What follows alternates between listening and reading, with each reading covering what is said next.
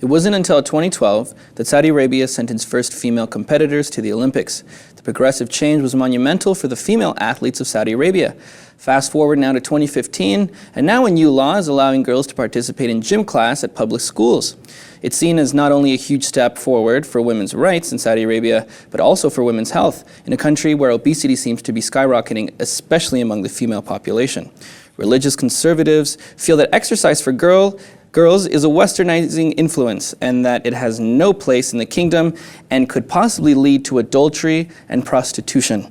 Jose, in a country like Saudi Arabia, I'm not surprised that you have hardline conservatives coming out, speaking out against what's seen in the West as little steps forward for the country. For them, it's obviously a big deal to equate a little girl going to PE and saying that that could possibly lead to prostitution.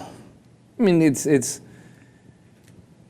a very good thing that the conservatives are right. This is a Western influence, but it's a positive Western influence. We are seeing the health problem of obesity that comes along with a rich country that has a constant influx of Westerners going to do business to Qatar, to Abu Dhabi, to these places where there's no way the local population do not get in touch or in contact with these new ideas. And as you said, they already went to the Olympics.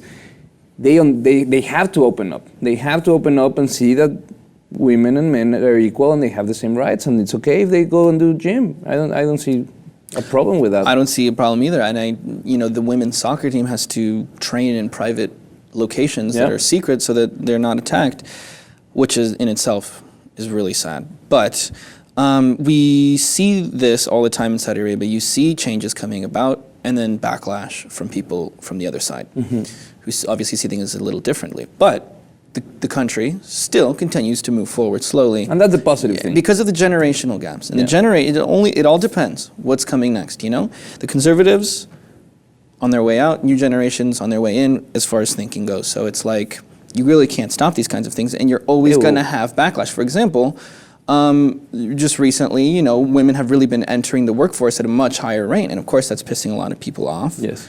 And so, people are always going to protest it, but, the country's going to move forward if the country's going to move forward. And I think it's something that is happening all across the Muslim world.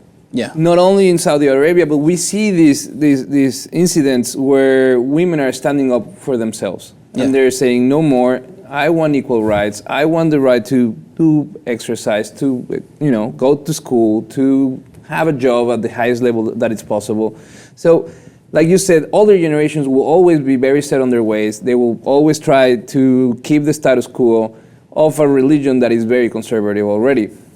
Younger generations, they've been in touch with the rest of the world, internet, social media. They get to see life in other places where maybe 20 years ago, people that was in the Middle East, they didn't have the same access to learn what other cultures were doing and the state of women rights in other places. So I think that, like you said, there's no way they will stop these changes. They will obviously try to deter them or to slow them down. But we're seeing positive change, and I hope that this continues. And I'm very happy to see that these little girls are going to be able to exercise and develop a healthy lifestyle. Yeah, and actually, it was a government-advised board, which was chosen by the Saudi king of all women, who made the recommendation to include girls in PE class. One of those members, her name is Hoda Al-Halasi.